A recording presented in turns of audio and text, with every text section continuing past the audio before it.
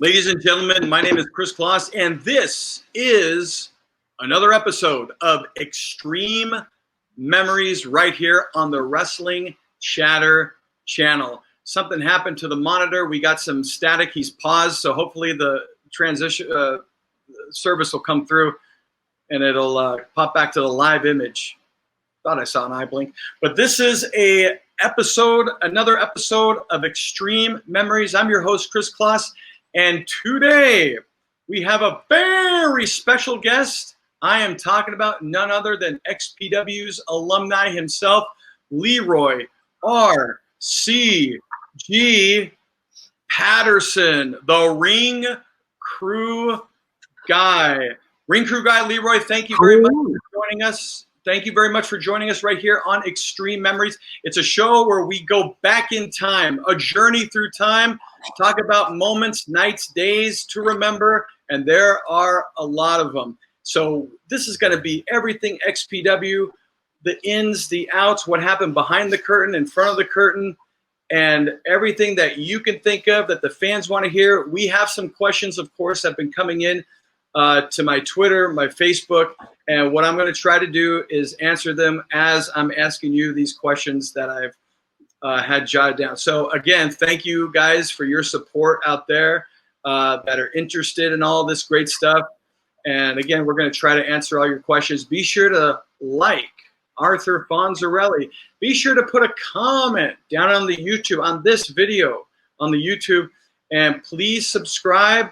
And also, don't forget, share this video all around as much as you possibly can. And thank you again for joining us. Leroy, welcome. Hey, how's it going?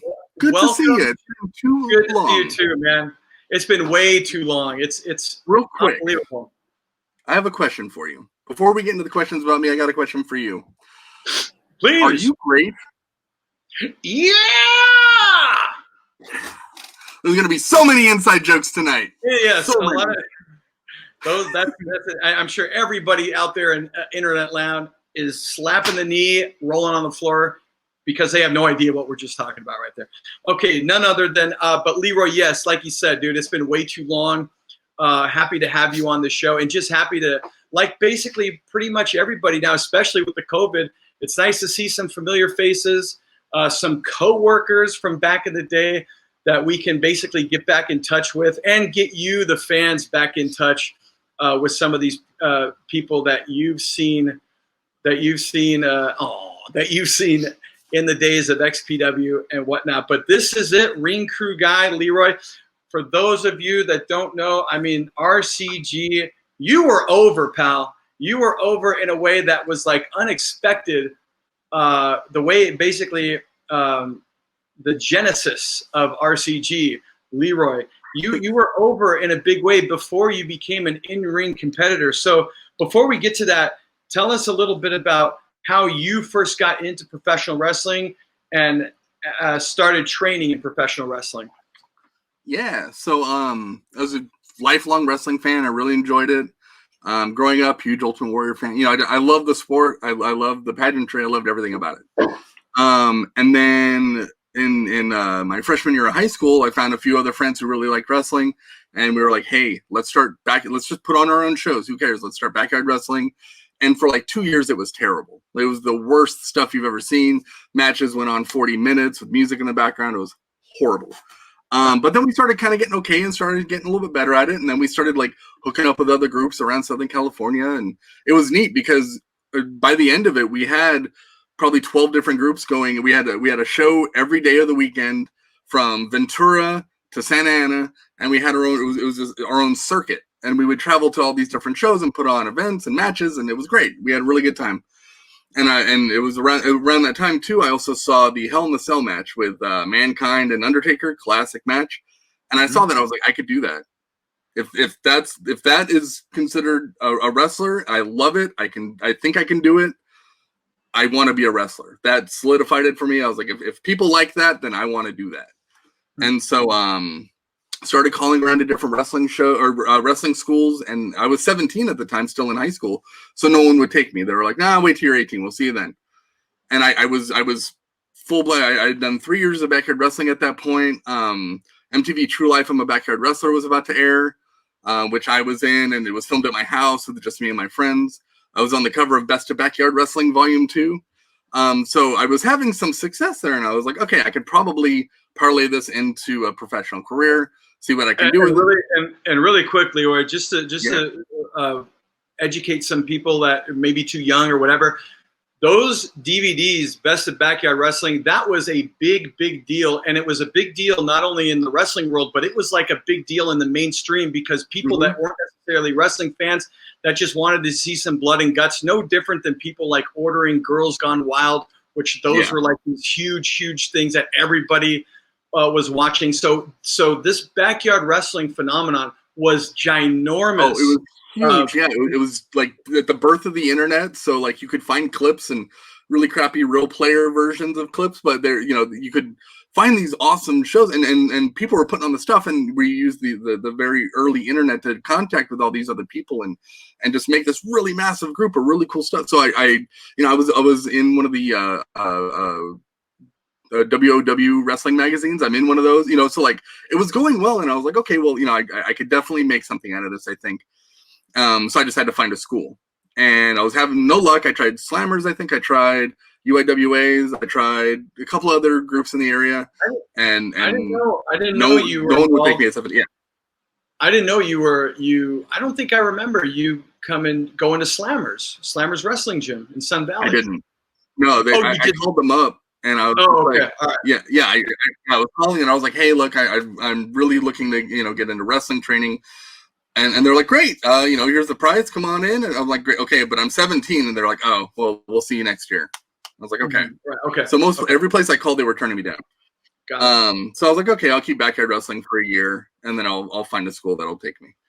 And then we went after a backyard wrestling show. We went to one of the first XPW shows. I can't remember much about it. I remember Homeless Jimmy came out to do a promo, and right before he talked, he got beat up by somebody, and I was just like, that guy is awesome. I love Homeless Jimmy. This is an amazing gimmick. It is so good. And then all the other gimmicks I was seeing on the show, I was just like, this is great. Because I was used to going to see friends wrestle at like UIWA and stuff, and I was just like, it was fine. It was cool. It was good wrestling, but the gimmicks weren't there. It was always kind of like generic, my gimmick is I do flips, and you're like, okay, cool, but Carlito shows up, and you're like, dude, this is awesome. And you're like, all these other people are showing up as either movie parodies or they're their own thing, but they're really cool and intense, and they have this neat, Supreme is awesome, So I was just like, okay, I like this place. And then while we were there, I got a flyer for we're starting the Asylum Wrestling School in like a month or two, and so I called up, and I was just like, hey, I would really like to be a part of it, and because I remember. Part of it was I would watch ECW, and they would talk about how like Chris Chetty, I think, was one of the first graduates of the ECW wrestling school, and I thought that was such a neat talking point that I was like, fuck, I could be one of the first graduates of the XPW wrestling school. Like, that's cool. That's neat. Just incidentally, the Asylum was the name of the training school for XPW, Extreme Pro Wrestling. They didn't call it the XPW training school. They just call it the Asylum. Or maybe they called it XPW's Asylum. But yes, so this is where you found your place, was at the Asylum, the training ground for XPW wrestling. Yeah, they were like, yeah, we'll take you at 17. Your parents just got to sign something. And I was like, yeah, they'll do that. And then, I had to talk to my parents and be like, look, don't tell them about the porn office you're going into at 17. Oh, no, God, no. No, I wasn't going to. They might not even still, they wouldn't care. But it was very much like I knew I wasn't going to go to college.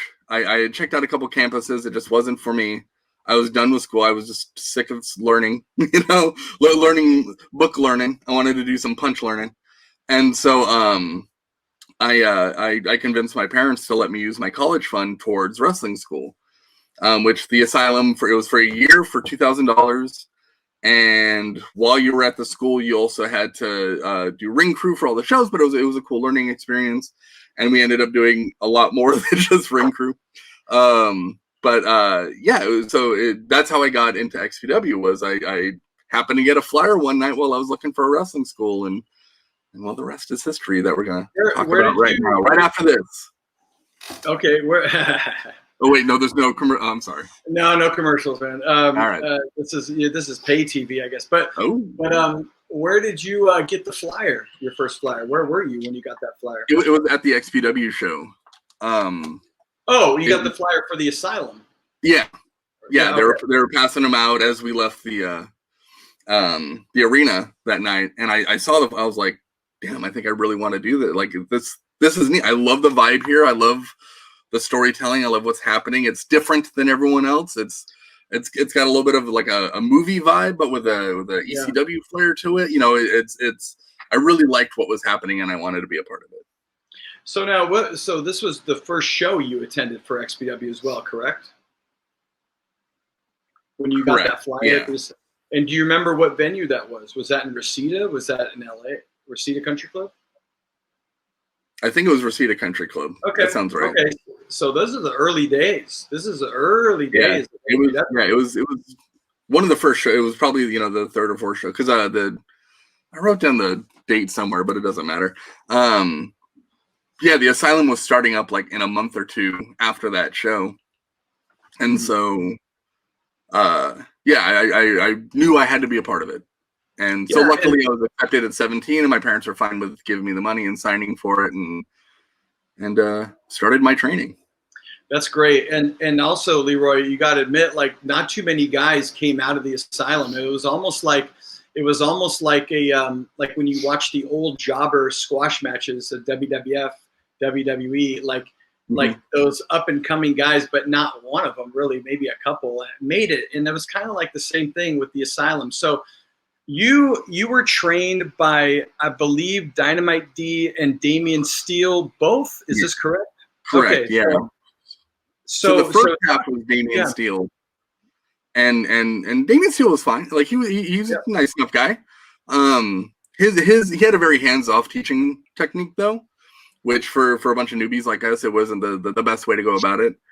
He wanted to stay outside of the ring. He wanted to drink his half a cup of water and eat a Subway while, and he was very knowledgeable, and he was telling us like, all right, headlock here, you put your head in the, and he was going through everything, and it was fine, but without that feeling of how it's supposed to feel. I feel like for the first few months, it may have been 4 or 6 months. I don't recall how long he was with us, but it was fine, but I felt like we could have been learning much faster if he had been in showing everyone how to do it.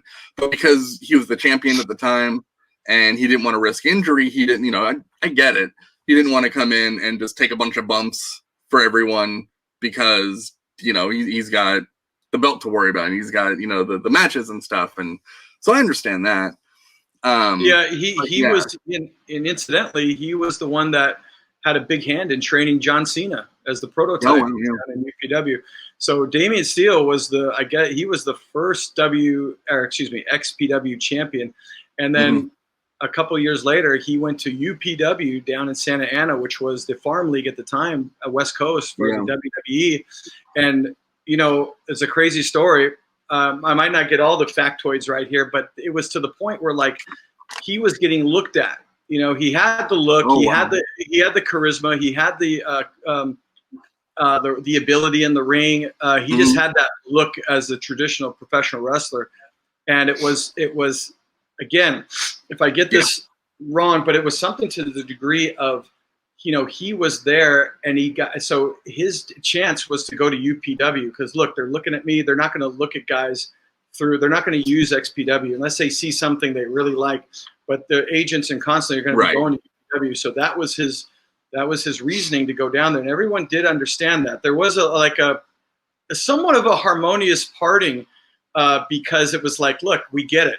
And when you jump ship, usually there was never a harmonious parting, but in this case there kind of was. And but it's a crazy kind of shitty story in a way because he was going there and there were agents that were planning on going to look at him, and he was in a program with this newcomer, the prototype John Cena. The rest is history. Yeah, man. But that was kind of crazy how they were going to look. Wonder, like he's like, that could have been me. That could have been me. Well, yeah, I mean that specifically was the case. Those agents found out about him and went to go see him, but he was like working a program with prototype Cena, John Cena, And he was also had a big hand in training John Cena too. So that speaks volumes too for the success that he did have a part of as far as Cena. And a guy like that to train you, of course, like you said, you wish he was a little bit more hands-on. But talking about a guy who was hands-on, one of the great minds in the business was, of course, the late, great Dynamite D. So he had a big part in training you at the Asylum, correct? Oh, that's awesome. Correct. There he is right there. Mr. D, always watching. Yes. Yeah, he was amazing. Like, so we up until right before Damian Steele left, we had mock matches for Rob Black because he wanted to see the progress of all the students and see if it was worth his time and and worth it all. And he didn't care for the matches that we had because we were still learning and they definitely weren't the greatest. They were pretty basic. But I remember him going like, "The fuck is that?" I remember me and I think it was Evan. We worked like a chair shot in the match, and he liked that. But other than that, like it was pretty basic. We didn't really have gimmicks yet. It was very very kind of drizzling shits. It wasn't great. But so yeah, I remember him being upset about that, and then shortly after D came in, and we all like felt the difference of someone going in there and like I have video. I took a ton of video during the time at the Asylum, and there's him like pretending to be X-Pac, like someone gets thrown into the corner, and then all of a sudden he starts crotch chopping like he's supposed to be the ref, and he runs and starts giving someone the Bronco Buster, just like stuff like that was, and he was always very open to like creative ideas. And if we, I remember someone came in, one of the smaller guys, he wanted to do his finisher was a backbreaker body slam, and he's a smaller guy, and a lot of us were bigger guys, and it didn't make sense for him to be doing a and then deadlift you up over for the body slam, but D was like, well, let's see it, and then he tried to help him figure out the best way to do it, and then alter it and then make it better. And like D was all about finding our strengths and making them even better and finding ways to show our character and become characters. And it was so neat to see the difference in the two, Yeah. Not that Damian Steele was bad at all, but it was so nice. And he was an amazing guy. Like, no, I mean, we've said that and we can't say it enough. Like, in and out of the ring. He's like top of the pedestal on that one. But like when you it's interesting hearing you talk about this, because as much as we all know, have worked in the business, produced television and whatnot, it's like you still hear stories and you can always learn more. Like just and that's what a lot of people don't understand in this business is like you can always learn more no matter what you've done. And I mean, I remember I kind of had a little stint where I was like, what's this guy? How is he going to tell me how to do this? And then after a while it was like, man, why don't I just continuously just be a sponge and not limit myself with like, oh, I think I know it all now. It doesn't work that way, So he was, and talk about a guy like Dynamite D, like you said, so much knowledge, right?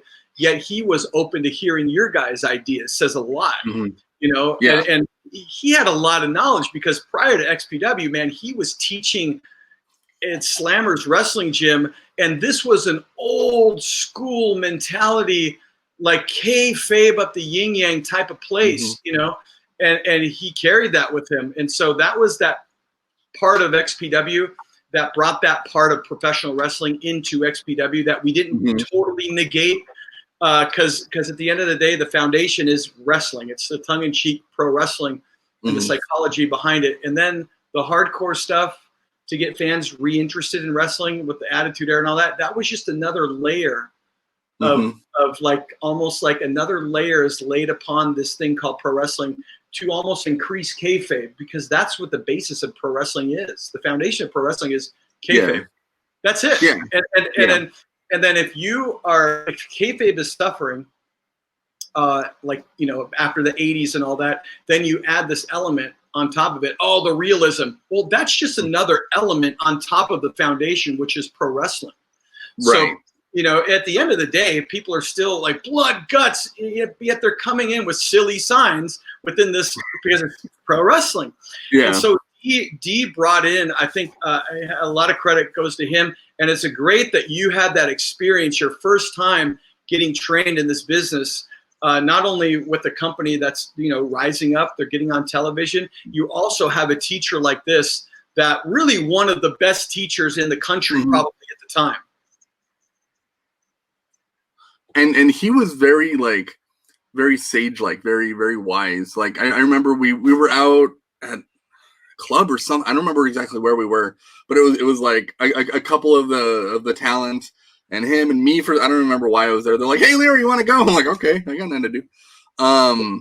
And someone said something very scandalous, very about backstage. How I won't reveal what it was because D told me, he's like, "Everything that you've just heard here, keep it to yourself. There, you will gain nothing by releasing that information into the world. You'll gain nothing, but you'll lose a lot. Those involved. It's between them. Don't worry about it." And I was just like, "Oh, okay." And like certain things, like certain stuff, I don't mind telling certain stories, but like that meant a lot to me. And I was just like, yeah, and it's helped with my career. Like when I worked in the video game world, like if anything leaked, you're fired immediately and sued. And you deal with NDAs a lot in the company I'm at now, so like I don't need to like, hey, I know a secret, guys, like it's you learn a little bit to keep some things in, and it's important. It's funny you mentioned that because I as an auctioneer, so I'm as an auctioneer now, I with cars, but primarily I do charity events, and there's a lot of kayfabe, and there's a lot of like, hey, we're gonna put this item last, and we're gonna talk about this item and who was there and who enjoyed this, like a vacation, whatever. And there's a lot of similarities, but like, yes, that kayfabe element, like it can be brought into so many different avenues of work, of talent, and a lot to be learned there. But wrestling is just this only kind of brand of entity that you really understand what truly kayfabe means, because you don't get that with entertainment. You don't get that with acting. No one needs to kayfabe how it was on the movie set when we filmed something. They don't need to kayfabe that. You are the actor that played that role now, as opposed to wrestling. You are one and the same. You, not only you, but like I was telling Luke and I think somebody that it took me a while to do these type of interviews. Because I was like, I didn't want to do these interviews because I felt like it was taken away from the product a little bit. Like, because I use my real name, but this Kris Kloss is a totally different person than the Kris Kloss that hosts wrestling. That guy thinks wrestling is totally real, right? Yeah. Two different people, dude. In through the nose. Do they both like scorpions? It'll make sense. Do they both like scorpions, though? They both love the scorpions, yes. Okay. They have that in common, actually. Yeah, and I know.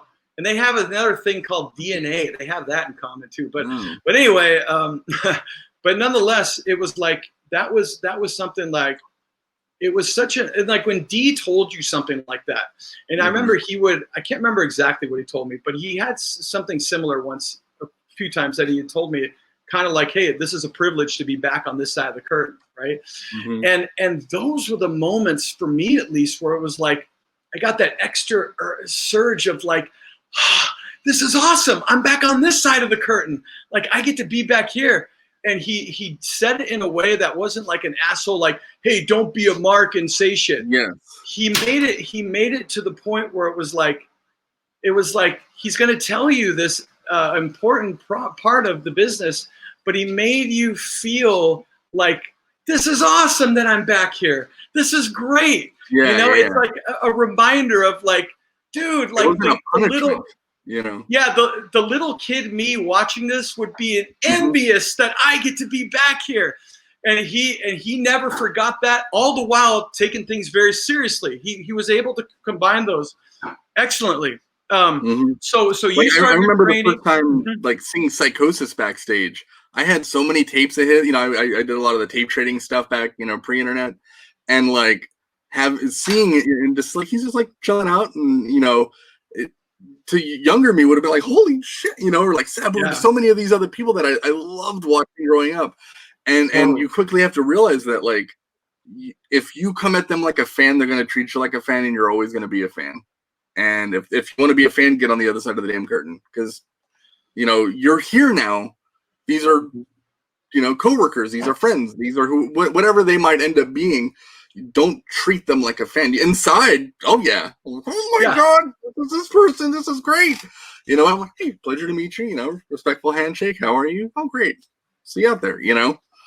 Yeah, and hopefully you and a big part of it is just direct experience, like us having that experience, going through it, and not only learning like in words, like, okay, that's a mark, this is person that worked in business. You can hear that to death, but until you go in there and you're a part of that, and you're watching others interact, and you're now seeing, especially if you hold in high regard, this must all be kept secret in the back.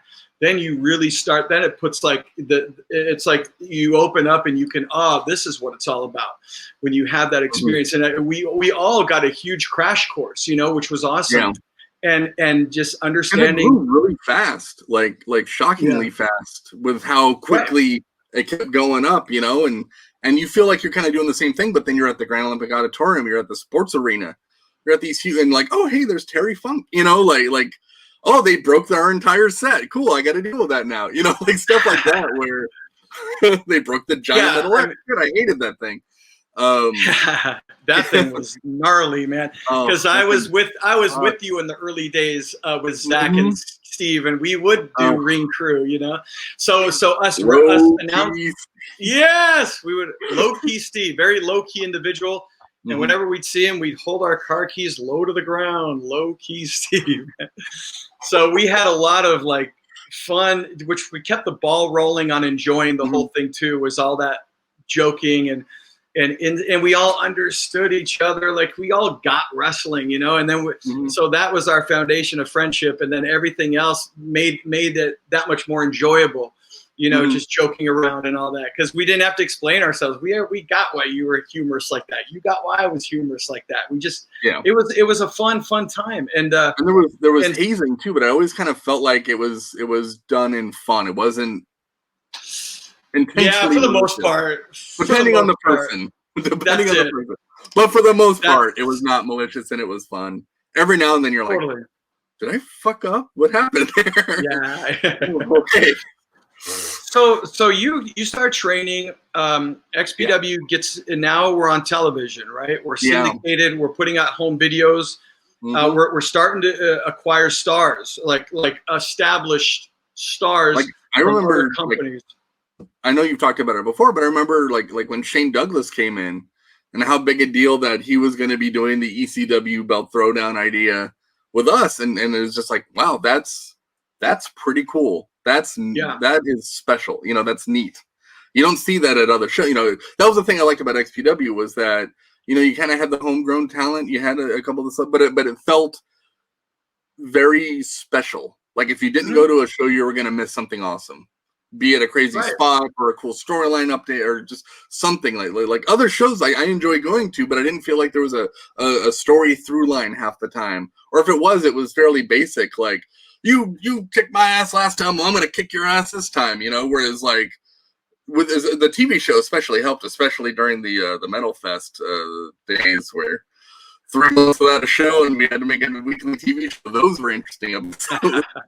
It's a little further ahead. Totally. But yeah, it was so neat to be a part of it and to see it grow and feel like you belong to something really cool.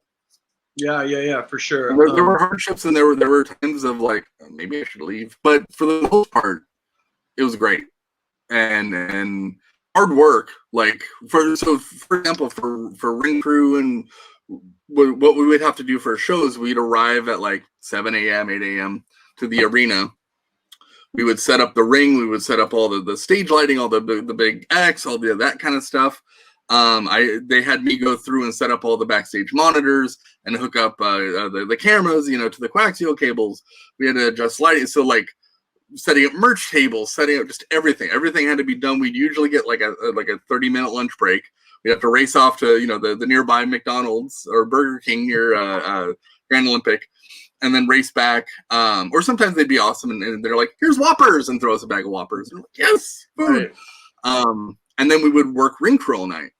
And that was always an experience because every now and then they'd be like, "All right, great, you guys are all getting beat up tonight." And you're like, "Oh, cool," you know, and you know, I get to be involved in the show. But most of the time it was just kind of, you know, crouched uncomfortably near the ring and making sure that, you know, pretending to keep people back and come on, don't fight to the crowd. You know, surrounding wrestlers when they go out into the crowd. And we would do that, and then we would have to tear everything down. And we'd be out of there by like 2 a.m. So we've worked. Oh, if we were lucky. If we were lucky, like, yeah. And then like that would be like a sports arena show on Friday. And then we would head out to Bakersfield on Saturday. No sleep till Bakersfield. We'd head out there and then do the whole thing again at the Strongbow Stadium. Very the Dome, which they call it now, I think the Dome, Strongbow Stadium. And then after that, we'd pack everything up and then head over to Ventura and do it all again. And it was like we were just dead by the end of it. And there'd be like that's just like a normal. That's without any of the craziness involved, you know. Like if I could just like quickly throw out a story or two.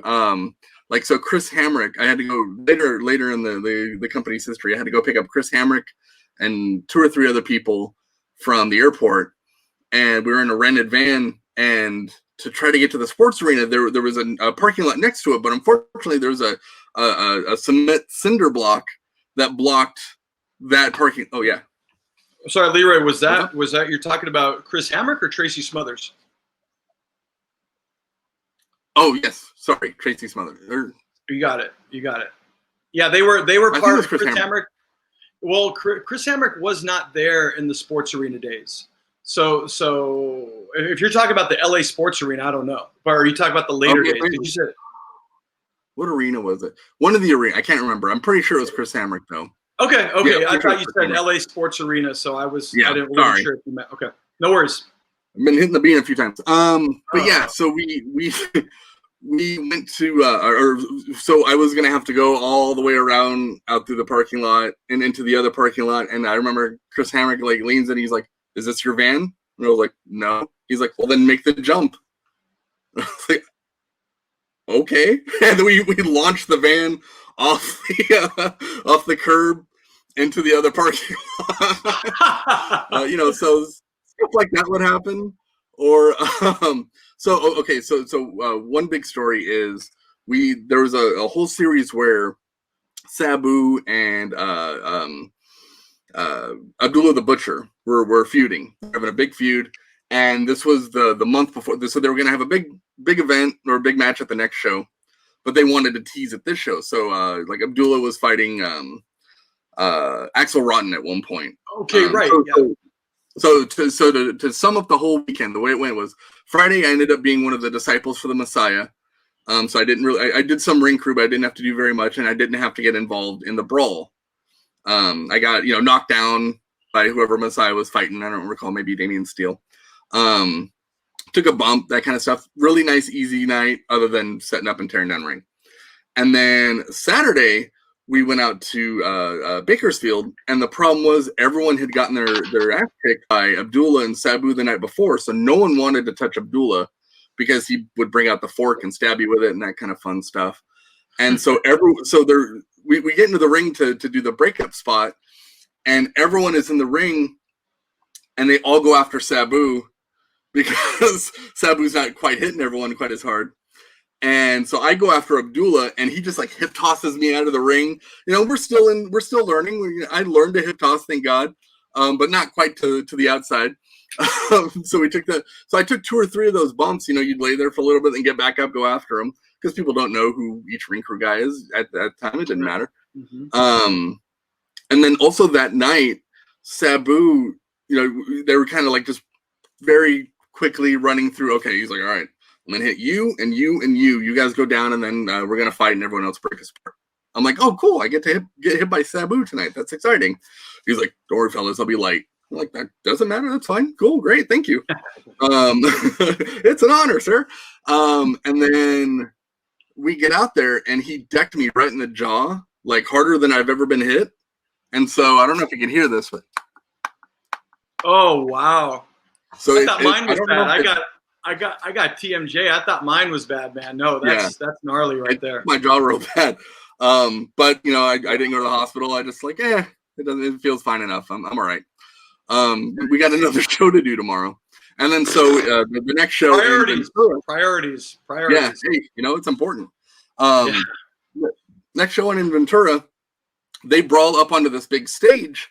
And Josh Lazy's yelling at us because he's Sabu's manager at the time, and he's like, "They're not supposed to be touching. Break them apart. You know, come on. We need to save this feud. Come on, get out there." And so before this, Abdullah I was helping Axel Rotten up because he just gotten the crap kicked out of him. Him and I were going up a flight of stairs. He's covered in blood. I'm trying not to get blood on me. And Abdullah comes over and clubs him. I go falling down the flight of stairs. And he starts beating on Axel. Axel leaves, and then Abdullah just turns to me and he grabs homeless Jimmy's shopping cart full of weapons and just starts pulling stuff out and beating me down with them. And I don't know why he focused on me, but that's fine with me. And so he's just beating the crap out of me with weapons, trash can lids and stuff. And then and then he goes, he stabbed me in the head with a fork. And then he went up onto the stage to fight with Sabu, and then Josh Lazy's yelling at all of us, "Come on, break him up!" So I jump up and I grab Abdullah underneath the arm to try to pull him back. And the only thing he ever said to me that entire weekend was, "Brace yourself." And then he grabs me in a hip toss, runs and throws me off the stage, and I do a big flip, hit the concrete, big bump, and I was just like, "Okay, cool. I feel fine. I'm not paralyzed. Awesome." And I think it was Patrick Hernandez was the ref, and he hops out of the ring, and he comes over, and he's like, "Dude, are you okay? Are you all right?" And I'm like, "I'm fine." He's like, "Do not get back up." I was like, "I'm not going to. I'm good." I did my fill of the night. But it was a blast. Getting to do really cool stuff like that before even debuting was awesome. That was the duality of XPW for me, and with Rob Black especially. I am incredibly thankful for him and Kevin and everyone else who was involved in behind the scenes to provide us such a really cool place to do this awesome stuff, mind-blowing stuff that I would have never done otherwise. And I am incredibly thankful and grateful. But Rob treated me like shit, big time. He was very mean. He was mean to everybody, but for example, he'd be like, "Hey, go get me my green notebook. It's in the backseat of my car." I'm like, "Great." So he hands me the keys. I, during a show, race to the back, open his car, pull out his green notebook that's on the, in the back seat, race it back to him. And he's like, "Thanks." "What the fuck? This isn't the one I fucking wanted, you fucking cock smoker. Go get me another one. It's in the back seat of the chair. It's in the back." And I was like, "Oh, all right." I'm like, "Dude, I'm paying to be here. I'm working for free to do the night and day. I'm loving it. I'm really appreciative of it." You're right. But he's so mean to me. And it always felt so damn personal. Even when you would watch him, when you would watch him act the same way with everybody else, it still felt personal, and it was if he had only done it to me, if he had only been that mean to me, I would have been like, "What the fuck?" and said something. But because that's just how he was with everyone, it's like, all right, well, yeah. But even so, it's all mine. Right. And even so, it's that was we ate crow, man, and that was part of paying our dues. And it's and that's why I was talking to GQ Money about this, when he compares it to working in the WWE, and then everybody having these stories of these hardships and all this stuff, and then or people that are maybe less than pleasant behind the scenes that he's working with. And it's water off a duck's back. Nothing, dude. What are you? And that is so true with not only working for another wrestling company, but just if you spend a lot of time there, it's like nothing else phases you almost. It was like that scene in Fight Club almost, where they're fighting, and then he goes back to the office and is like, what? I don't care. What'd you say, my boss? That's like, not a shoot, like it just, yeah, there was an element of that came out of working there, that kind of like a lot of us just got thicker skin in many ways to deal with certain things physically, emotionally, mentally, everything, you know? So and there was especially when I left, I was a little bit bitter about the whole thing. But in time, I've come to be like, it's fine. You know, it's not a big deal. I'm a tougher person for it. Yeah, and again, like if so whatever. And if I'm like, and you come to the point where like, as long as you don't take it personally, it's like, there you go. Now that wipes away anything that could be negative about that experience. It's got to be positive now, because it ain't personal, you know. On the flip side too, like the one time he said something really nice to me, it meant the world. It was the weirdest thing. Like I did not expect to care that much. But after my first match, I came to the back and he was like, "Great match, Leroy." And I was just, thanks. I kept waiting for a fucking idiot or something, you know, like some kind of backhanded compliment, but I didn't get it. It was like a legitimate nice thing, and I was shocked and very appreciative of it, which is kind of like Stockholm syndrome, I guess. But you know, I could remember at one time, like again, like you said, negative. Nah, what's wrong with you? And I remember at one time it was Damage Incorporated, and it was the match where he and Webb were the twin Robs. And I remember like after I called that, and then we didn't know. Wait, one of these guys isn't Rob Black. Wait a minute. Wait just a minute. You know, I got it. Eureka type thing. And I remember like he actually was like, that was good because you sold it like you didn't know who was who, and you kept calling Webb Rob. And I was like, thank you. Like, wow, oh my gosh, that's a compliment, you know. And was it you and me that had the inside joke of the character Nice Rob Black?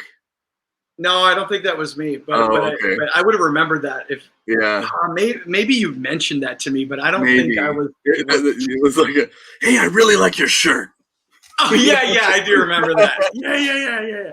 You did a great job today. You're a great fucking guy, you know that? So Leroy, So now, okay, so you're talking about like training at the asylum, and you're talking also now about, of course, being ring crew, and then your job at XPW. So this kind of happened, one of those great moments in pro wrestling when the fans dictate what they want, and in a weird way, the fans by ragging the hell out of you put you over. Meaning, like when matches would happen in XPW, when matches would take place, especially death matches, between matches, the ring crew would go out and they would clean the aisleway out, they would clean around the ring, and of course they would clean inside the ring. And you were always seemingly to be the one with the big giant push broom, and then the crowd so lovingly told you to sweep it up, asshole, sweep it up, and then and then we're talking the entire stadium arena was like in unison chanting this more than they were of anything on the actual show, that it was so freaking over. And it was kind of endearing actually too, because it was like they were putting you over, they were paying attention, and but some of them were just thought they were being smart marks and ragging on you and all this stuff. But that became the silver lining for you, because there was this, and then the next show they were waiting for you to come sweep the ring up, and then the next show, like where's the bell would ring and the person would leave the ring, sweep it up, asshole, sweep, and I'd be like, and so I started to play it up was the thing. When you're doing ring crew, you're a ghost. Do not bring attention to yourself. That's one of the big rules. Right. But it was in between matches, and I'm like the crowd always needs to be entertained. That is one of the moments when the fans broke the rule for you. It was nothing that you were like being disrespectful to the business whatsoever, because, dude, that was one of those special moments in wrestling where, wow, I'm allowed now to kind of break that fourth wall within pro wrestling and take this story on my own now, but also have the wherewithal, which is what you did, to understand that you're taking it where you want to go, but you're allowing the fans to kind of guide you. And that was a great, because I remember when that happened, we would be sitting up at the broadcast between matches. It was like, half of me was like, poor Leroy, man, these fans are assholes.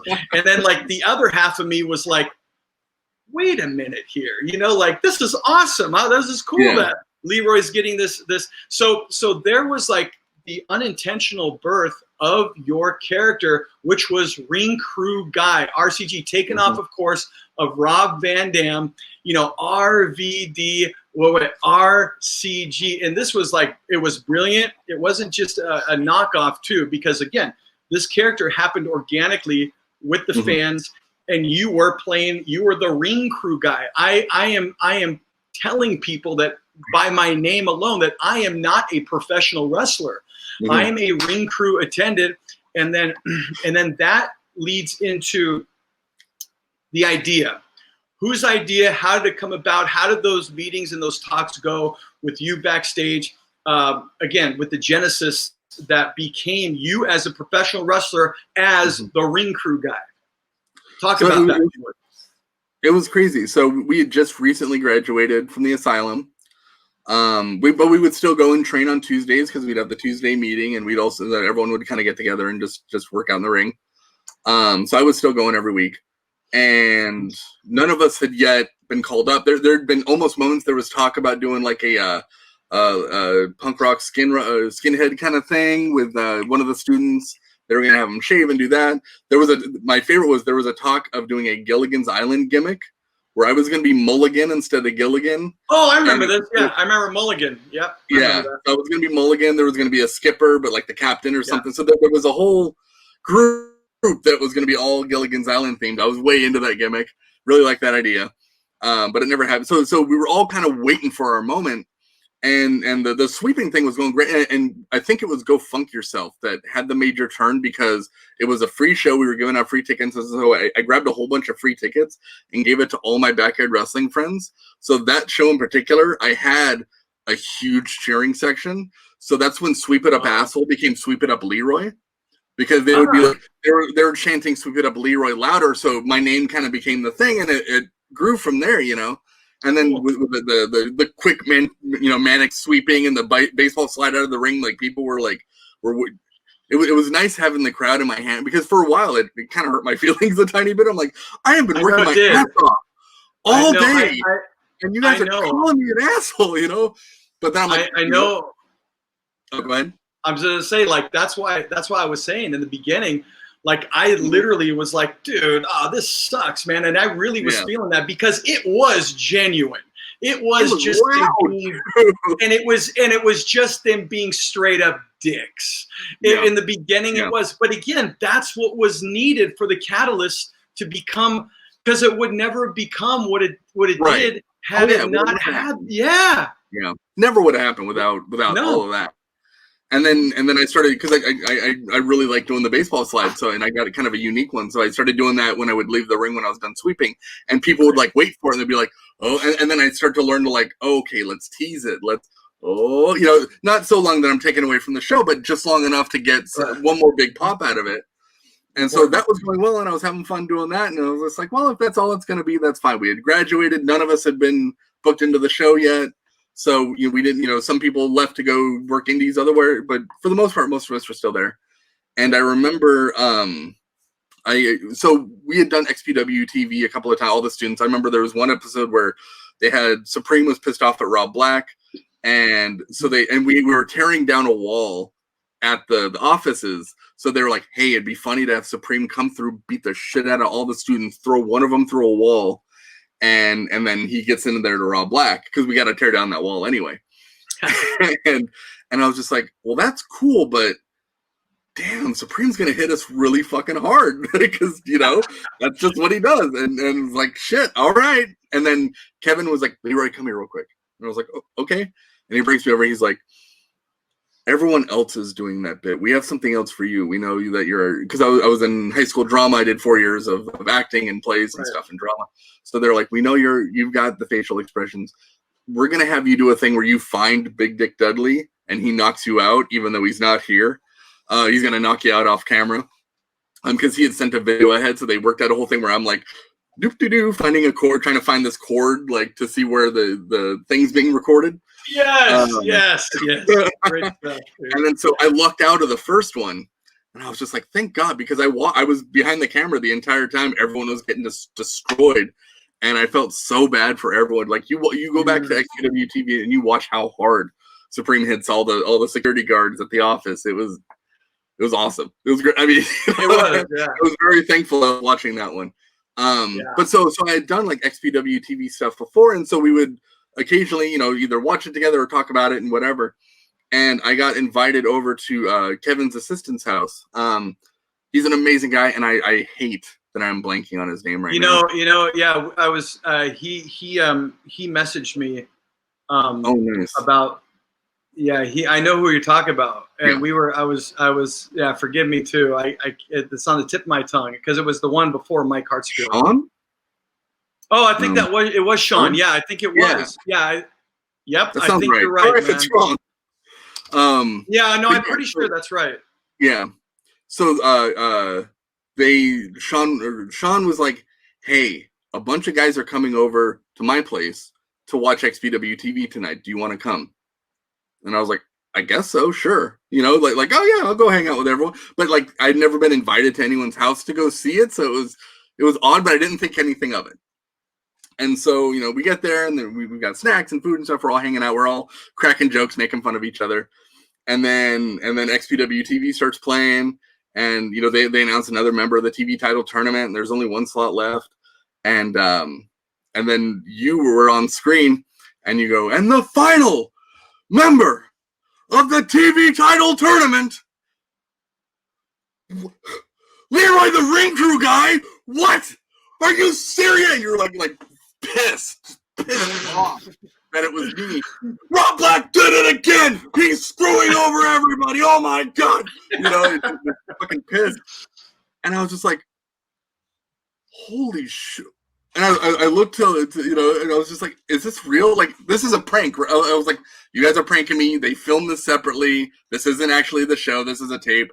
You guys are fucking me. And they're like, no, we're not. And all the other ring crew guys were like, fuck yeah. I remember them being like really happy and like happy that one of us is getting in there. And it was a very, very cool moment. And then Kevin called him immediately after that part aired. It was like, did Leroy watch it? He's like, yeah, he watched it. Is he going to do it? And he's like, Leroy, are you going to do it? I'm like, fuck yeah, I'm going to do it. He's like, yep. What do you think?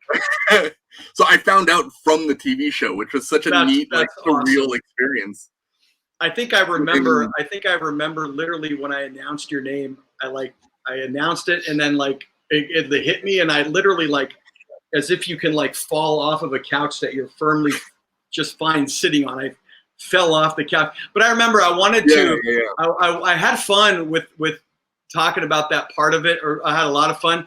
But I knew that the more I did too, and the more I was upset at you and ridiculousness of you being involved, the more that was putting you over, which is what I wanted to do.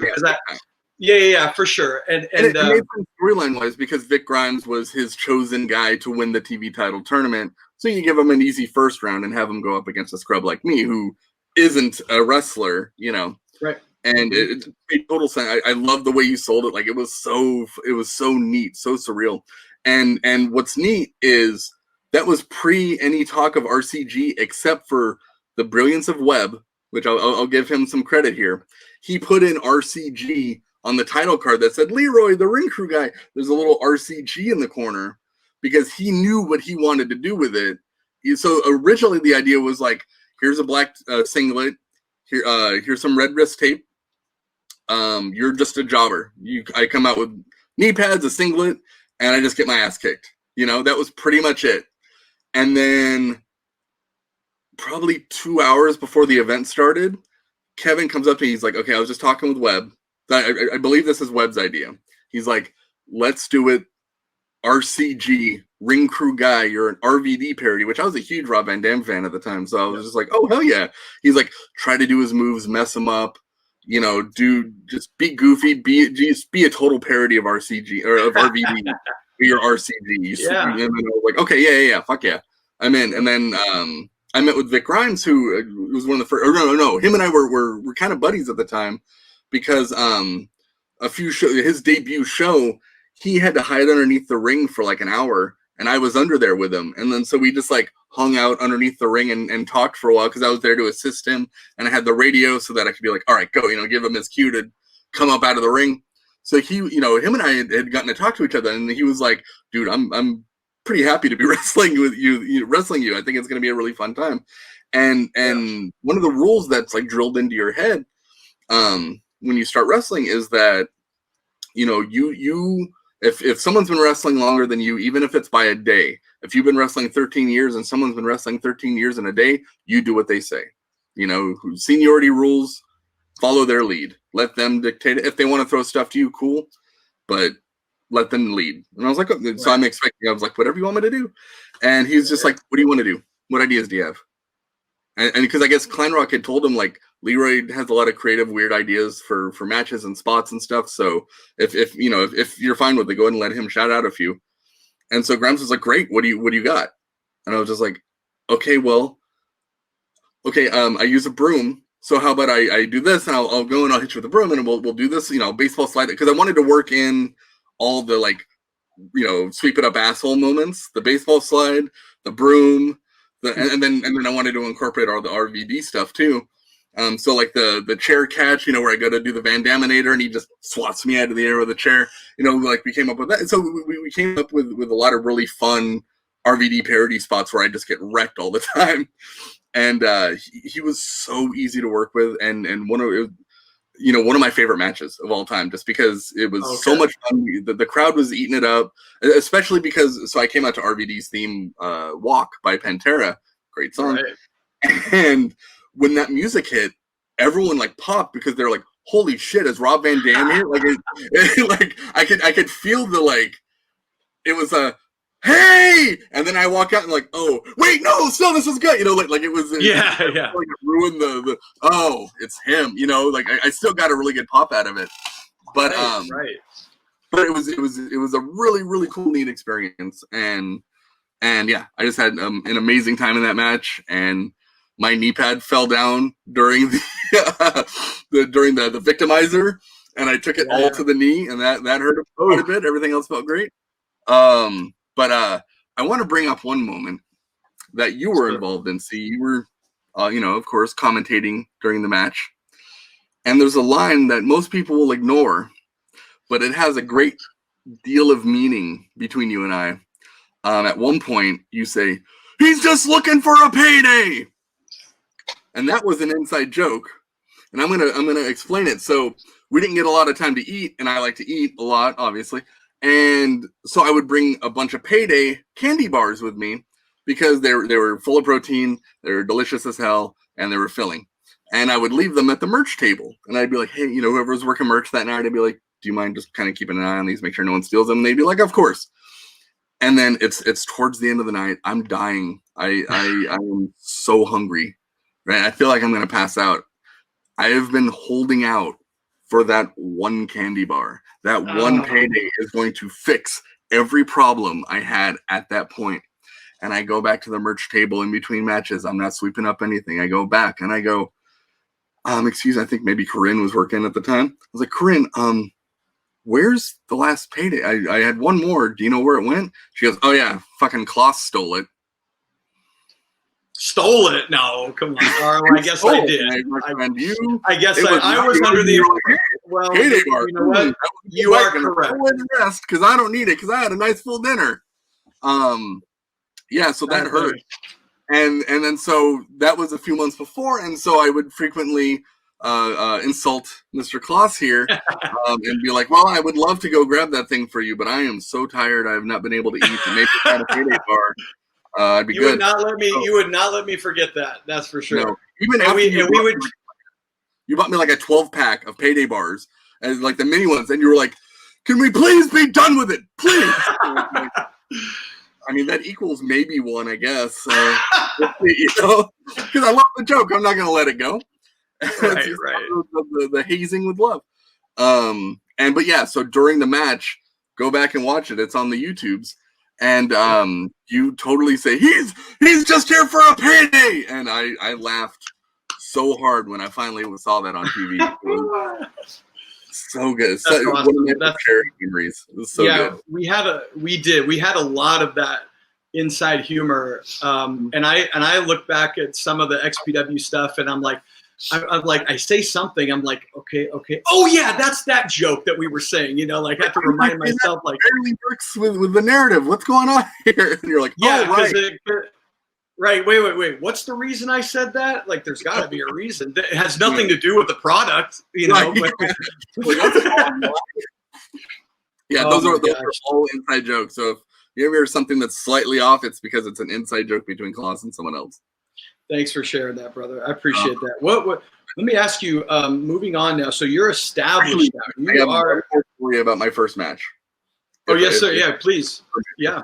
So during that night, New Jack was also still, with the company at the time, and I had been warned, like, don't fuck with New Jack.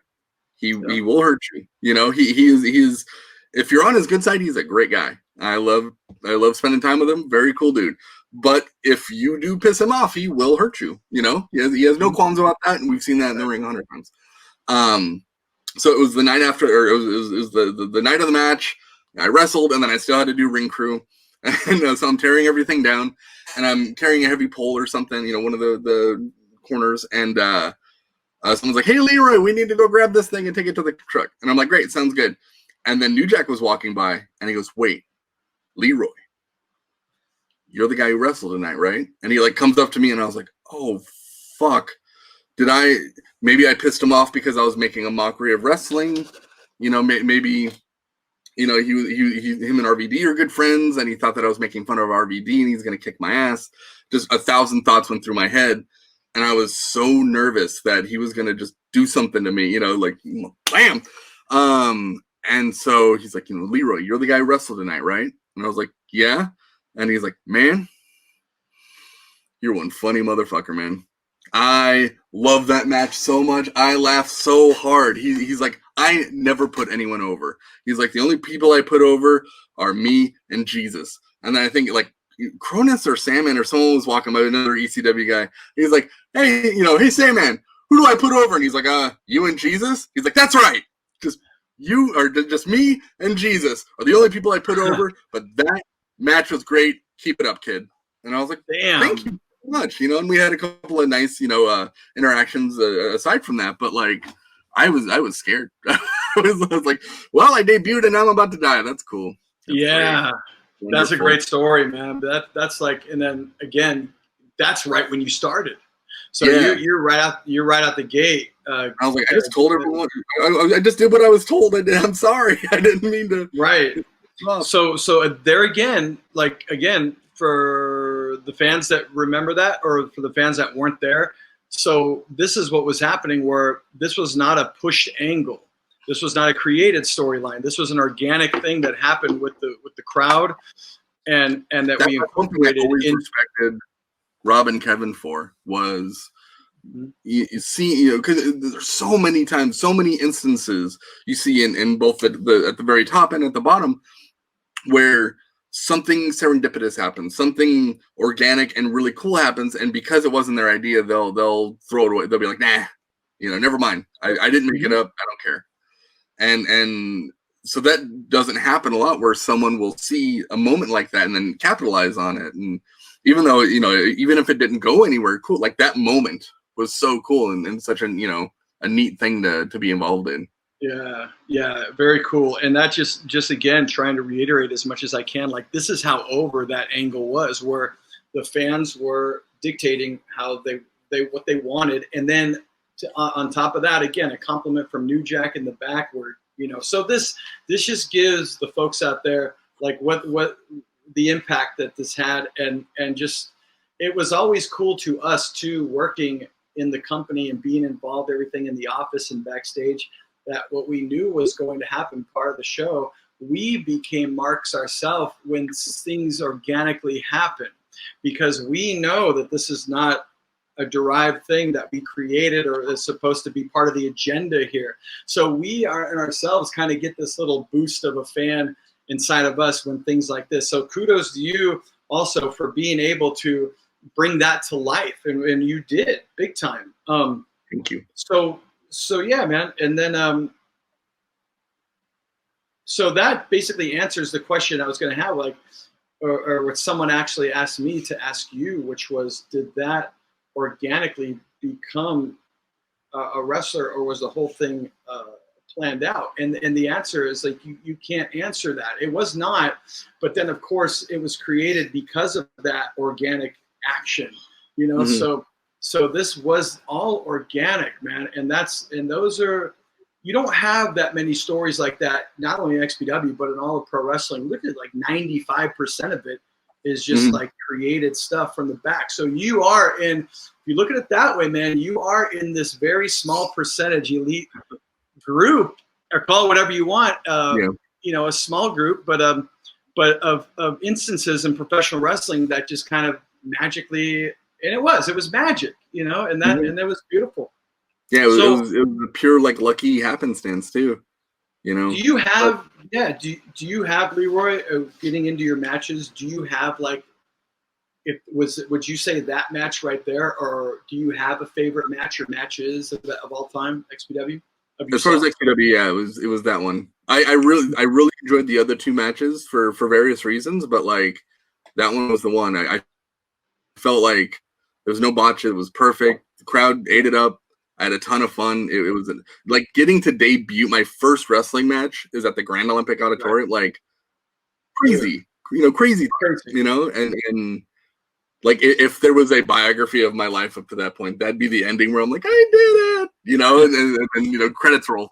Like that was awesome, and I'm very thankful that I have that memory and that experience.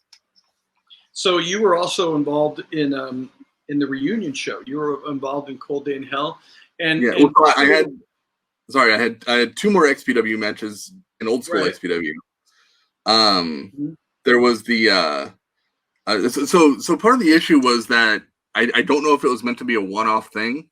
It went really well, and then I remember asking Kevin, like, Kevin Kleinrock, like, hey, am I gonna get another match, or is this a one-time thing, or what's going on? He's like, we don't know yet, man. We'll let you know. Yeah. Mm-hmm. Okay, I'm like, come on, but I didn't want to, like, be annoying about it, but I also didn't want to, like, miss my spot. They talk about Right. grabbing the brass rings, but you also don't want to be like an asshole about it, and Mm-hmm. you're like, get the hell away from me, And Yeah. so I would try to find a way to nicely ask. And then I think it was like a week before the next show, which was there it is. Whatever. It was oh, there it is. Halloween in Hell 2. Right. October 2001. It's a long time ago. But yeah, so Webb had won at Damage Inc., won the world title, like you had mentioned, with the is it him or Rob Black kind of situation. And so the storyline was that, like, Webb was pissed because he's like, great, Rob's gonna just bring out someone, a chosen champion, and come out and destroy me, and I'm gonna lose. And Rob's like, no, man, it's gonna be great. It's a mystery opponent. It's gonna be great. And then I found out, like, probably a few days, I think might have even been just a few days before the show, that it was going to be me. And then, so we were fighting at the Bull Ring in Pico Rivera. Yeah. And came out, and, like, crowd pop, and Webb is like, yeah, like, hooray, I'm going to kick this guy's ass. And Rob's like, yeah, see, I got you a loser, but me, because I'm supposed to be, like, super cocky, I don't get it. I'm just like, I'm here to win the world. I got a world title match. So, like, my first match is for the TV title, and my second match is for the world title. I'm failing my way up. And Webb and I had a really fun match. Like, Webb was he's got, like, kind of a hard exterior, and both in the ring and in life. He's a nice guy, and we were roommates for a while. I love the guy. He'll be like, don't say that, but I love the guy. And he was the editor for XPW TV and did amazing stuff, as well as put on so many really good creative matches. And one of my favorite Web stories from the XPW days was I remember seeing on TV, there was this really cool spot of Jimmy being thrown off the balcony at the sports arena. Yeah. And there was an awesome, like, full on shot where you see him come off and hit. And in the intro of the show, they use the side angle where he goes off into the crowd. and you don't get to see the table bump. And so I told Webb, I was like, why don't you use, because I was learning video editing at the time myself, and I was just like, why don't you use the shot where, you know, the straight on shot where he comes and hits the table, and he's like, it doesn't exist. And I'm like, but it's in the actual episode. If you go and watch that match, it's in there, and I think that's a much better shot. And he's like, I looked for it. It doesn't exist. And I'm like, I'm sorry. Okay, see, because I was super interested in editing, and you know, I like the guy, so I'd peek in, and he'd tell me to leave, and I'd leave. And you know, but what's going on in your edit bay? Get out! All right. And oh my so, but then the next week on XPW TV, that clip was fixed, and it was the dead on shot with Jimmy hitting the table as opposed to the signing. I'm like, he found it. My job here. Now I'm gonna go beat him for the world title. Right. And no, I jobbed big time, hardcore grade, but it was fun. We tried to pull off a DDT cell that I had done in training with Youth Suicide, who was also part of the class, and he was also being taught by Supreme at the time. But him and I don't think he'll care, but he used to back air wrestle with us too. There's a number of guys that are in AEW now that were in WWE that are still in WWE that we back air wrestled with, and they were like that stigma. That stigma is like, you know, you think that stuff's going to hold forever, but look, this the wrestling business moves on, and you know. Yeah, I'm still not going to out them just because that's not my business, but some people are all about it. But there's certain people whose careers are doing very well right now that I will not mention. You know, back to the D's advice. Right. But yeah, right. So like, it was so neat to see these people like coming up, and I forgot my point. That's great. Talking about you went from the Jimmy thing into you suicide. Oh, right. So in training, so to our final like graduation matches, I fought with You Suicide, and we did some crazy chair shots. I got hit with a fireball by one of the other students. Like we went nuts. Like we had a crazy bloody brawl that Rob seemed to enjoy. But during that match, I had done a DDT where I took the DDT to the head and then flipped out of it and landed on my knees. So I did a front flip out of it, landed on my knees, and dropped. And so I know we tried, one of the things we really wanted to do was try to recreate that. And I don't think we didn't get it quite as well, but we did it decently. But that match was fun. It was kind of a quick job. I lost, and then he let me wrestle him again. He's like, I feel bad, so I'm going to give you, should I give him another chance? All right, you got another chance. And then so, we had the match again, and I just jobbed quickly and got out of there. So that was fun, but then it went back to like, all right, was that a 2-off? Do I get another chance? Am I a wrestler here, or is it just like, that was a fun experiment? We got our pops, we're out, and no one ever had an answer for me. And so I kept going to training, and I kept trying to get a spot. And then finally, it was the next month they were like, all right, we got a match for you. And I was like, that great. And they're like, you're fighting Dynamite D. And I was like, oh my God, that's amazing. Like I get to fight my trainer. This is so cool. And we worked out a bump where I was going to take a hip toss to the outside because I'm used to that now from Abdullah. And, like we had a whole bunch of really cool spots planned. I got to do my finisher that, I never got to do in a ring at that point, in front of a crowd. So like, it was neat. And wrestling D was a dream, something I always wanted to do. Yeah. And I cherished that match big time. But I did botch a few times in there. And 2 reasons. One, I was a little shook because I was showing up to the arena, and some fan was in there, was waiting and getting autographs from everybody as they came in, and he's like, Leroy, and I'm like, hey, how's it going? Pleasure to meet you. Back when we could shake hands without needing the Purell after, and he was like, man, for someone who isn't a wrestler, you are awesome. And I was like, cool. I did go to wrestling school though, and I did graduate. He's like, oh, I'm sorry. And I'm like, it's cool, it's fine. So I was a little shit. And then my nightmare scenario happened where I would have these anxiety dreams where I forgot my singlet, and it'd be like an hour before a show, and I'd be like, oh my God, I don't have my outfit, and I'm running around and trying to get home in time to get. I had that nightmare so many times just because it means so much to me to be on time and professional and perfect and ready to go. And then so go into my gear and I pull out, it's an hour before the show. I'm going to get dressed. I don't want to get dressed too early because then I smells and whatever, because I smell. And I pulled out what I thought was my singlet, and it was a tank top. And I realized that I did not have my singlet on me, and the nightmares were true, and they were all just a warning up till this moment. And so I freaked out, and I ran backstage, and I begged, I was like, does anyone have a spare singlet, please? And Felony had one. He was reffing that night and didn't need it. But the problem is Felony is much shorter than I am. Yeah. I'm like 6'1", and he's, mid-5s or so. And so that thing was so tight and tiny, and I looked horrible. And that's maybe why it's on the special features section of the DVD. It's not part of the actual show. It's a dark match. I looked just, and I was in pretty good shape. And I'm fat now, but I was in pretty good shape, and I looked horrible. And in ring we were fine, but I was just so just shook from those two things. Yeah. It wasn't my best match. And I think they were want to shout out to Felony too. Yes. Who just passed. So shout out to him. And rest in peace. He's a great guy. Really. For sure. We miss him. Yeah. But yeah, so it wasn't the greatest match, and I think that they were like, well, that was a fun experiment. So it became a thing where I was back on ring crew the whole time, but they didn't want to. They had me backstage ring crew most of the time, dealing directly with Rob and Kevin, because they were like, "You've been in the ring, you've been wrestling. It's going to be a distraction if you're out there, just standing by the guardrail."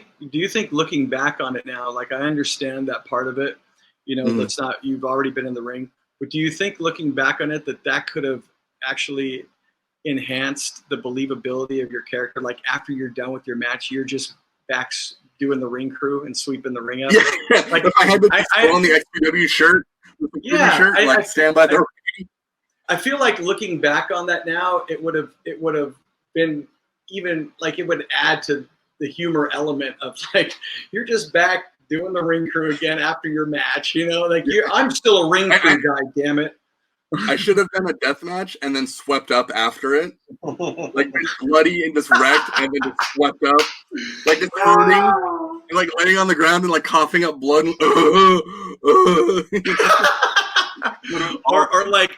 or during a match, if you got thrown into the bed of light bulbs, and then you you look around, oh my gosh, sweep it out of the ring this. I gotta as you're wrestling. Yeah. But no, I think I get it at the time, and that's part of okay, we don't know where this character is going, so he's a prominent guy now. But it's ironic how you would be I'm trying to be a pro wrestler, but as a pro wrestler, I'm telling you fans that I'm a ring crew guy. Aren't you supposed to be getting out of a ring crew guy to be a wrestler? Yet the wrestlers, yeah, this is the great tongue-in-cheek silliness that, at least for me, a big element is why we all love this business. So ridiculous, but we're taking it so seriously. People getting upset about the dumbest things. Oh yeah. And in some cases, I can totally understand and see where they're coming from, but other times I'm like, dude, it doesn't really matter. It's not about you; it's about putting on a show. Go out there and put on a show, and if you desperately need this thing to make your show work, well, then you need to reevaluate what you're doing. Right. So no, thanks for sharing that, because that's an amazing chunk of XPW history right there. Now, you mentioned, of course, we talked about Felony briefly. We talked about, of course, the late, great Felony and Dynamite D. You have some memories about Supreme, who we unfortunately just lost not too long ago. There's going to be some tributes for him coming up. And we want to talk a little bit about, you have some story, an autograph story of Supreme. You have, but share that and anything else you can right now. Because again, no matter who I interview for Xtreme Memories, they always want to hear people's thoughts and stories and memories about the most extreme one there was, Supreme. Right, for sure. So I considered Supreme a friend. We would talk at shows, and we would talk at the office. We talk horror movies. We were both way into the kind of same horror movies, talking about Evil Dead 2 and stuff like that. So we had a lot in common. So, you know, we would chat, and then his family was great. I'd see them at every show, and, you know, so we always had a good time together. But one time, we had done an autograph session at, was it Legion Comics? Was it the place that always did like XPW things? I believe so. Great. Yeah. So they would frequently do like XPW nights, and they'd have a couple of guys from XPW. And one of the times it was me and Supreme, and I think it was probably around the time of my first match, right after it. And so we had gone to the show, and I remember like I got off of work at GameStop. I immediately raced to FedEx Kinko's to print out some headshots because I didn't have any, and then raced down to the comic store to be there in time. Barely just got there in time. And I race in and I sit down next to Supreme, and, you know, there's some people there waiting, and they start it, and everyone's in Supreme's line, and no one's there for me. I just like watching how he does it. Like, okay, cool. If I get the chance, I'm going to do it just like that. All right. You know, like yes. the ego, like, oh man, this sucks. Nobody cares. And then Supreme saw that, and he was like, the next person that came up, he's like, hey, I'll make you a deal. If you buy his, you get mine half off. And the guy's like, okay. And the guy bought mine, and I'm like, oh my God, yeah, it's signed an autograph. Oh, here you go. And then Supreme signs his, and I was just like, I will give you the money back. Like, you know, I thank you so much. He's like, keep it. He's like, I get it. We were all there. Yeah. You know, just keep working hard, you know, and Great keep story, it up. man. Like, that's such a good, most people, especially in wrestling, most people would have been like, ha! Like, you know, counting their money and then they're out. But like, it meant so much to me for him to be able to just forego his, you know, his money, his livelihood, what he's doing, just to help me out when I feel like I didn't really do anything to deserve that. It was just out of the kindness of his heart. Yeah, and you know, like, he may haze me every now and then. You know, back in the day, like I remember I'd be walking and he wouldn't move, and he would just give me that stare, and then I'd be like, man. "Oh my God, what did I do? Did I piss him off? I'm sorry." And then like chaos would sneak up from another hallway, and like they'd both like playfully jump me and stuff, and like beat me up a little bit. It was all like hazing and good fun. You know, I never felt threatened or in any serious danger. Most of the time, Supreme though, I was just like, I see what you do in the ring, man. And like I was there when he was on fire. If you look at the video, you see me running after him, trying to put him out because he wouldn't stop. Yeah, you know? That was XPW's Rapture at the Grand Olympic Auditorium, and that was a very scary moment where they let him on fire, and everybody was frantic, and you could smell the burnt flesh inside the entire Olympic Auditorium. So no, that was one of those real moments, and you were a part of that, and that was right up there with Big Grimes coming off the scaffold. And there was a lot of crazy moments, but that was those were both of them. You know, Leroy, I got to tell you, man, honestly, we could go for hours, man. I could talk to you, and we could go for hours here. I'll go as long as you want. Yeah, well, before we do say goodbye, because the time is running out a little bit here. Talk a little bit about what you're doing now, and also your involvement with Cold Day in Hell, because XPW's Cold Day in Hell, which was the reunion show back in 2008, which is a long time ago also, you know, but you were involved in Cold Day in Hell as an XPW alumni, coming in there as part of the, I believe it was, you were in the Dynamite D tribute battle, Fallen Stars Battle Royal. And then you also, didn't you have a spot? You had a spot with Pogo the Clown too, your crew. So you were working with a crew at the time called No Mercy TV, and you guys were kind of doing like a Jackass Punk type of deal. But that one was, talk a little bit about that, reality shows you're doing. And you also work with Phenomenal Phil, another XPW alumni. And of course, before that, you and I both worked at Big Vision Entertainment with Kevin Kleinrock and all that. So let us know what's going on today, my friend, and where you were at after post XPW. So I'll try to ring through all this as quick as possible. So thank you, man. Cold Day in Hell was awesome. At the time, I was working at Big Vision with you, and I had a stunt crew called No Mercy Video, and we were working on a pilot called No Mercy TV with Big Vision, produced by David Marquez, It was a fun. It had Mr. Safety, who was a big internet celeb at the time, and it was going to be like The Office meets Jackass, a story in that. And to help promote it, we were going to start doing stuff with XPW. So the idea was I go out to sweep up the ring, Pogo comes out and kicks my ass, and my crew jumps the railing and starts fighting with him. And it was going to be just this really cool like thing that was going to set up, maybe a match in the future. But the idea was everyone takes a bump, and we all kept laughing at who was going to take Pogo's clothesline because that thing destroys people. And it turns out I was taking it, so I was a little sad about that. The first one wasn't so bad. The one at the next show really hurt. So we did that bit where they all got beat up, and the idea was we filmed a bunch of promos leading up to XPWX. And the idea was it was going to be No Mercy versus Pogo. But during the show, we filmed a whole bunch of vignettes that the tapes got lost because I've never seen the footage, where Pogo beats up all the other members around the building. It was so funny. Like it came out really good. Tapes lost. Don't know where it went. Wow. And then so it was just me, the other co-owner of No Mercy, Triz, and one of our girls, Lynx. Who she's amazing. And she was also in the Miss Xtreme contest at Cold Day in Hell. And she got planted on her head, which was freaking disgusting. It looked so good. So the three of us against Pogo. And what it had, here's a quick why what happens in the ring doesn't necessarily determine what happens. It didn't. It's the best way to put this. Okay, so Pogo was just like, look, I'm just gonna kind of beat you guys up. That's how it's gonna go. He's like, you come at me with a weapon, I lay you out with a clothesline. I'm like, fuck. And then he's like, lay in the corner. I'm gonna beat up Triz, throw him in the corner. I'm gonna come over, beat you up in the corner some more. Then I'm gonna go beat up Triz some more. And then Miss Xtreme, you come in. I'm gonna hit you with my finisher. The two of you crawl to the center, and then boom, it's over.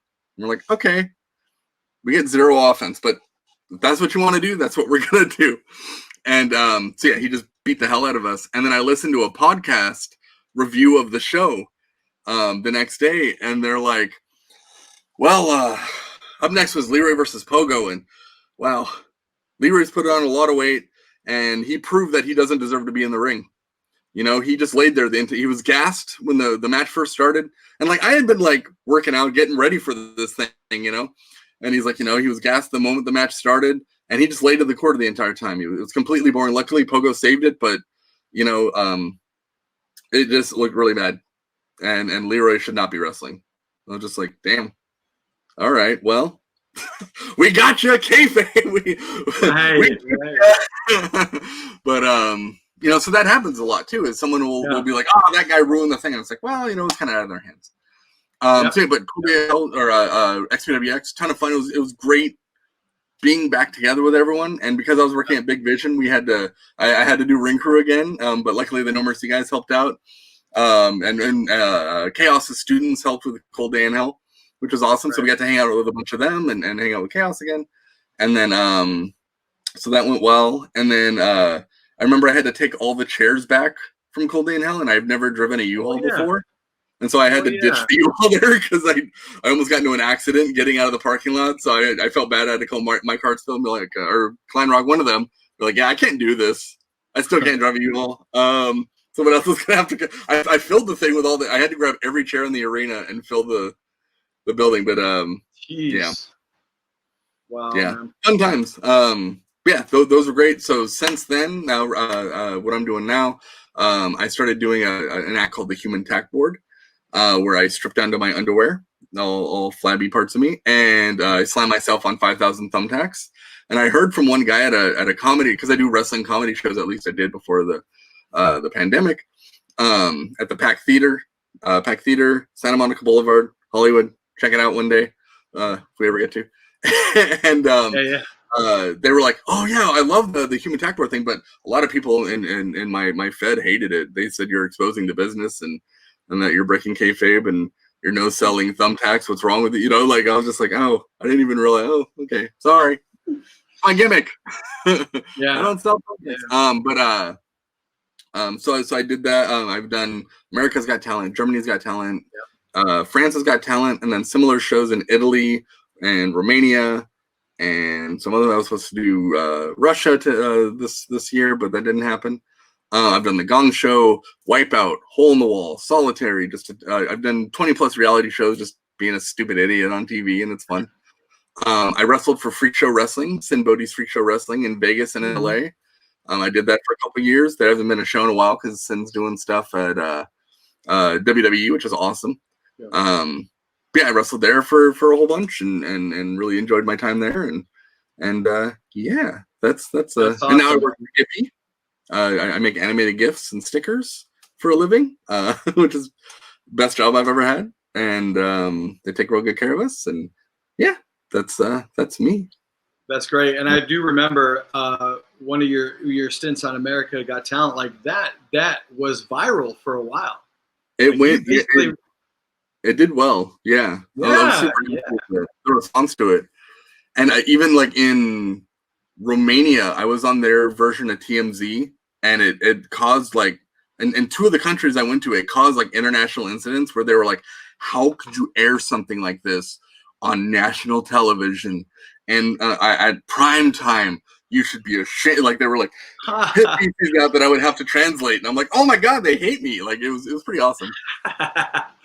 That's great. No, I remember being caught off guard when your stuff was viral. You know, the kids were what, you know, and then like, no, I know this guy is like, really, you know, he's like, that's Leroy for you, man. Like, wow, that was very cool seeing that. Well, again, Leroy, you know what? Like I said, we could. If it was up to me, we could literally talk for probably 3-4 more hours and still have stories left over, still have memories left over.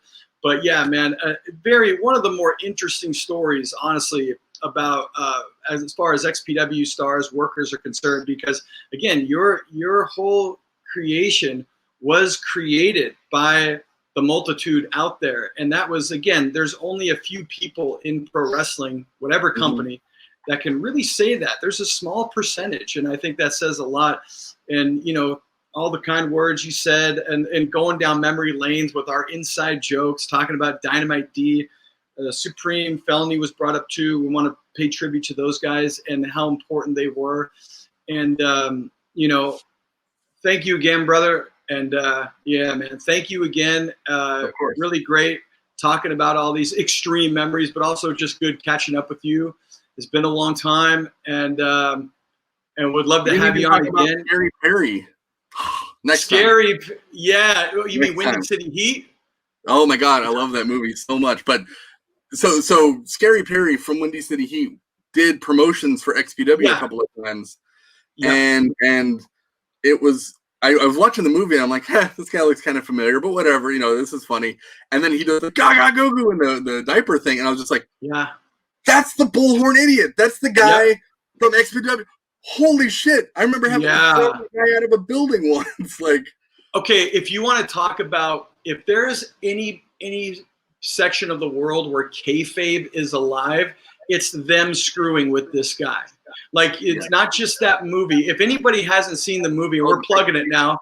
It might be the funniest thing I've ever seen movie-wise. Seriously, because I've shown this movie. It's called Windy City Heat. It was produced by Jimmy Kimmel, Don Barris, Tony Barbieri. These guys, who I actually met Don Barris when I was doing Fraser Smith's show at KLOS. I would do a wrestling show after the pay-per-views, and Barris was one of the comedians that would come in, and I just told him, like, dude, and I told him how I knew Perry through wrestling, so we started talking, and I told Don Barris, I said, hey, I got to tell you, man, like, I know Perry. Like, I knew him 5 years before this movie came out, and explaining all the stories. And I told him, like, I show people this movie, Windy City Heat.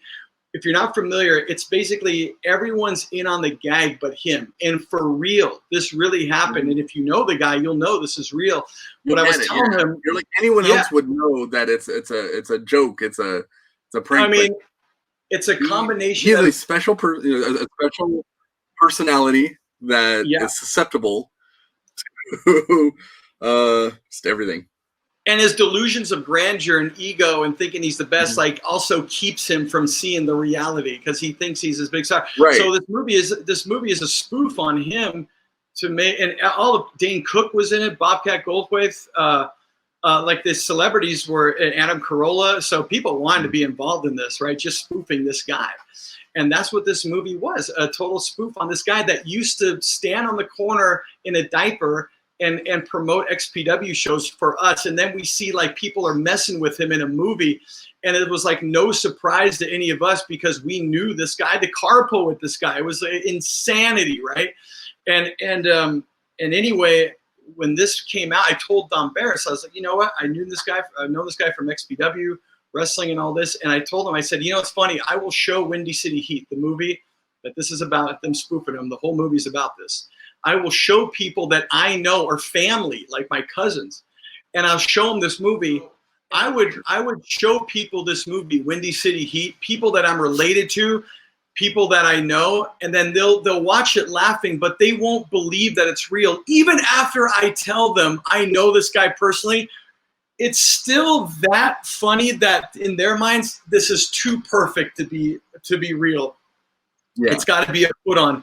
And you know, it's like, I think that's why that movie in large part fell under the radar, because I think too many people were just like, this is funny, but this has got to be staged. And I'm telling you, Leroy's here telling you, like, if you're a fan of Windy City Heat, testimonials right here. We knew this guy 5 years before that movie came out, and that guy is real, man. Like that guy's real. But yeah, so we can, I don't know if you have more like individual Scary Perry stories or not, but we could save that for next time, because I did carpool with the guy and all that. Oh boy, the worst. But anyway, yeah, man. But dude, Leroy, hey, again, it's been a pleasure, my friend. And it's great. It was great going down memory lane with you. Extreme memory lane. Yeah. Yeah. Anytime you want me back, I'm down. All right. Thank you, Leroy. And best of luck to you. Continued success. Look forward to seeing more thumbtacks you're going to be laying into. There you go. High five. So and thank you to the fans. To the fans watching this, were fans back in the day who are fans now. Thank you to the Wrestling Chatter for making this awesomeness. There we go. Making this awesomeness happen. That way. But yeah, without the fans, it would have never happened for me. And I am eternally grateful. Even if you guys called me an asshole, it's all forgiven. Well, thank you, fans, too, again, for tuning in to Xtreme Memories right here on the Wrestling Chatter channel. Thank you for all the questions you've been feeding us on Twitter, Facebook, and all that. Please continue to do so. Again, Xtreme Memories is going to be on the 15th and 30th of every month. Another guest from XPW. Like, comment, share, subscribe. Please do that. And we will see you next time for more Xtreme Memories. Thank you for watching Xtreme Memories, hosted by Kris Kloss. He's dropping new episodes every month on the 15th and 30th. You can be the first to tune in by subscribing to the Wrestling Chatter channel right here on YouTube. See you next time.